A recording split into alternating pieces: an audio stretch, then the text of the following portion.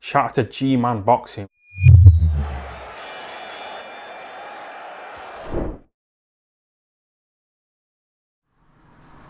Alright, people. So, Anthony Joshua, we've been talking about his comeback for the last few days, and he obviously gave an interview with Sporting News where he basically said that he sees himself as a free spirit, he doesn't want to get tied down to a trainer. Now, Roy Jones gave an interview with Talksport today where he said that he will be, not at this minute in time, but in the near future, will be trial training, I think is the word he used. I'll get the quote up here directly now in a sec. Trial training Anthony Joshua ahead of his purported comeback. So, I'm going to read two quotes here. This is from Anthony Joshua. This is what he told Sporting News about Robert Garcia last week. To quote Anthony Joshua here directly. He said, in terms of Robert Garcia, I respect him a lot. He's a really good man, really good trainer. Will I work with him again? Yeah, I would. But what I've said to Robert and his team as well is that I want to be a free spirit, you know. I locked myself down for 11 years with one coach, and now I feel like I just want to learn as much as possible. I'm in a position where I'm able to work with anyone. So yeah, who knows what will happen next year. Now, Roy Jones told TalkSport today he's not looking to tie himself down. He's not. He's come to talk to me, so I'll be one of those guys talking to him and we'll see what happens. We spoke the other day, so we're going to talk. He's going to come to the gym and see what to do, or see what we do. If it works out, well, that'll be it. If it doesn't, he can go and find a better trainer. End of quote. So Joshua is obviously pretty close with Chris Eubank Jr. Chris Eubank Jr. in 2020 started working with Roy Jones. Now, going off topic a little bit with AJ, I'm not sure what's up with Roy Jones and Chris Eubank Jr. because Chris Eubank Jr., as far as I was aware, wasn't working with Roy Jones for the fight didn't happen, but the Conor Benn fight. He wasn't working with Roy Jones for that, but he was working with him in the Liam Williams fight and his fights prior to that. So Marcus Morrison and that guy he fought about this time last year on Sky. So I'm not 100% sure what the gist is there. Obviously, the fact that he's recommended, or maybe not recommended it, but obviously the fact that, you know, Joshua and him are close and he's gone over there, maybe it hints that they are on good terms and they may work together in the future. Who knows? Roy Jones, as a trainer, he's worked with Isaac Chilemba. I know he's worked with him in the past anyway. Eubank, I'm not really sure who else Roy Jones has worked with as a trainer. Now, when Eubank Jr. started working with Roy Jones, in the training clips we've seen, you could see Roy Jones was trying to get Eubank to use his jab more, you know, trying to get him to box at range a bit, and you could see that when he was fighting, you know, when he had Roy Jones in the corner. I felt Eubank was a little bit caught between styles. He could do the boxing, you know, he wasn't too bad at it, but it was almost like he wanted to revert the type. Now, Roy Jones hasn't really done much as a trainer. You know, he's kind of been taking baby steps as training, if you know what I mean. So, like, he really only came to life for me in 2016 with Chilemba. I think he trained Chilemba against Vodcek. And that was really kind of the first time I'd seen Roy Jones, you know, train anybody. So he's not really done a great deal as a trainer. And I remember saying when Eubank joined up with Roy Jones, just because a fighter was tremendous in his career, Roy Jones, I mean, where did he even begin? Like, he was a freak of nature. But you need to remember that Roy Jones in his career, he wasn't technically the best. You know, he got by because he had unbelievable, like, the speed Roy Jones had was just, like, it boggles the mind when you look at clips of Roy Jones in his prime and you just think, like, how is that possible for someone to be that athletic?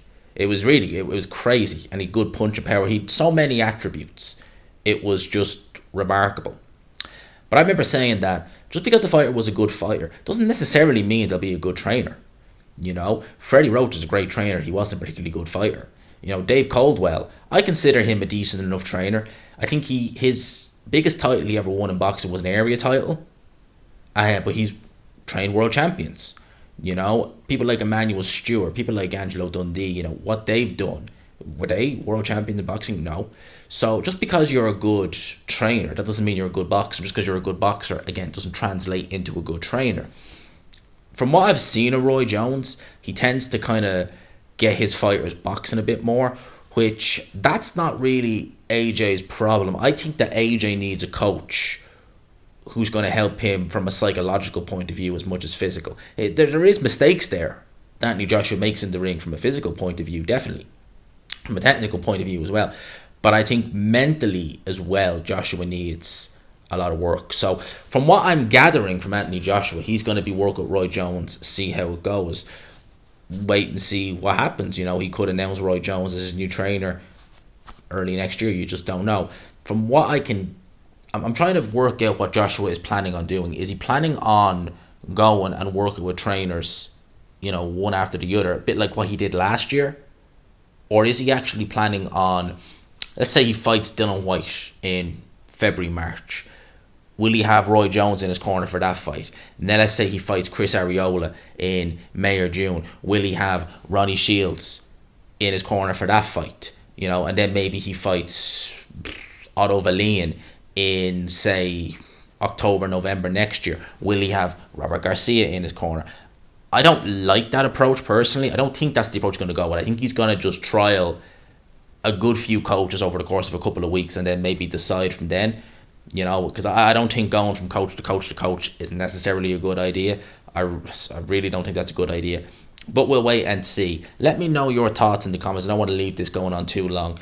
What your thoughts are. Anthony Joshua and Roy Jones, the possibility of them two working together. They will be working together in the near future as a trial train. You know, I think that's the word he used. But what your thoughts are and would be if he was to actually train Anthony Joshua full time.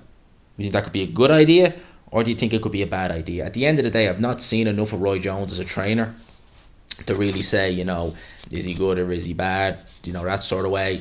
And again, like, people could look and say, you know, they really can't separate the fighter from the trainer. You know, because when I was saying about Eubank, when he started training with Roy Jones, this was 2 years ago, I was like, just because he was a good fighter doesn't mean he's going to be a good trainer. And people were like, how can you say that? He's one of the best fighters of all time. Surely he'll be a good trainer. It's like, well, it doesn't work like that. As I said, you know, you can have all the attributes in the world. You know, you could be a good puncher. You could be technically sound. You could be fast. But you could get a fighter, and guess what? He's not any of them. So how are you going to teach someone to do something that you can't, but they can't? You know, for like, imagine you have a fighter who's just like Deontay Wilder. You know, imagine you're Deontay. I can't envision Deontay Wilder training a fighter, but you get the gist of it. Imagine Wilder being one of the best right-hand punchers the sport's ever seen, and you've someone who struggles to throw the right hand, hasn't got much power, and is more a left hook puncher. You know, well, you know, Emmanuel Stewart actually said that about Miguel Cotto. Miguel Cotto was more a left hook puncher, and he was more right hand. You know, his fighters, Kronk fighters, tended to have good right hands. Miguel Cotto's right hand wasn't terrible, but his left hook was it. When he went to Freddie Roach, boom, you know, for the end of his career he looked good, you know, even against Canelo, which he lost obviously, but he still looked pretty good in that fight. It was a close fight, that Canelo fight. Anyway, rambling on a bit. Let me know your thoughts in the comments below. Hope you enjoyed the video, people. Smash the like button if you could. We keep the grinding, we keep the work going. Let me know your thoughts below. For now, I'll talk to you. Peace.